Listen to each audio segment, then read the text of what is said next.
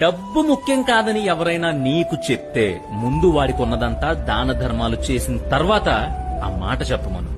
అవసరం లేదు అనుకున్న దానికోసం మరి నువ్వెందుకు తాపత్రయపడుతున్నావని అడుగు. ఆ డబ్బుదే ఉందరా అని ఎవడైనా నిన్ను అంటే వాడి దగ్గర ఇప్పటి వరకు కూడబెట్టిన దాన్ని చలిమంటల్లో వేసి తగలబెట్టిన తర్వాత అలాంటి నీతులు చెప్పమను.